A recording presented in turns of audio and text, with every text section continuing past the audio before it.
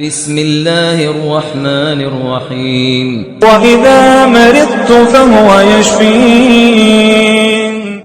السلام علیکم ورحمۃ اللہ۔ دوستو، آج کی ویڈیو کے اندر ہم آپ کو استخارہ، اس کا مسنون طریقہ اور دعا سکھائیں گے۔ نبی اکرم صلی اللہ علیہ وسلم نے ارشاد فرمایا، تمہیں کوئی معاملہ پیش آ جائے اور آپ کو معلوم نہ ہو کہ آپ کے حق میں کیا بہتر ہے، تو 2 رکعت نفل پڑھو، اس کے بعد یہ دعا پڑھو اور اس کے بعد اپنی حاجت اللہ سے مانگو۔ اللہم انی استخیرک بعلمک واستقدرک بقدرتک واسألک من فضلک العظیم فإنک تقدر ولا اقدر وتعلم ولا اعلم وانت علام الغیوب۔ اللہم ان کنت تعلم ان هذا الامر خیر لی فی دینی ومعیشتی وعاقبت امری فاقدرہ لی ویسرہ لی ثم بارک لی فیہ وان کنت تعلم ان هذا الامر شر لی فی دینی ومعیشتی وعاقبت امری فاصرف عنی واصرفنی عنہ واقدر لی الخیر حیث کان ثم ارضنی بہ۔ اس کا ترجمہ یہ ہے، یا اللہ، میں آپ کے علم سے استخارہ کرتا ہوں اور آپ کی قدرت سے طاقت چاہتا ہوں اور آپ کے فضل عظیم کا سوال کرتا ہوں،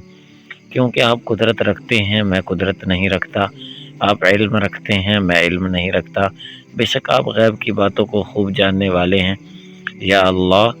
اگر آپ جانتے ہیں کہ یہ کام میرے لیے بہتر ہے، میرے دین کے اعتبار سے بھی، میری دنیا زندگی کے حساب سے بھی اور میرے انجام کار کے لحاظ سے بھی، تو اسے میرے لیے مقدر فرما دیجئے اور اسے میرے لیے آسان کر دیجئے اور اس میں مجھے برکت عطا فرمائیے۔ اور اگر آپ جانتے ہیں کہ یہ کام میرے لیے برا ہے،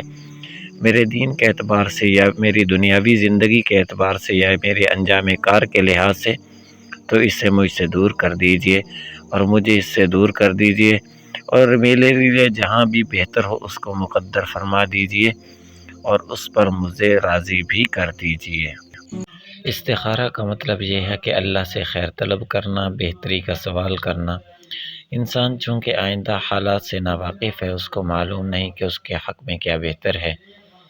اس لیے نبی اکرم صلی اللہ علیہ وسلم نے یہ مبارک عمل بتایا کہ جب تم فیصلہ نہ کر پاؤ کہ میرے حق میں کیا بہتر ہے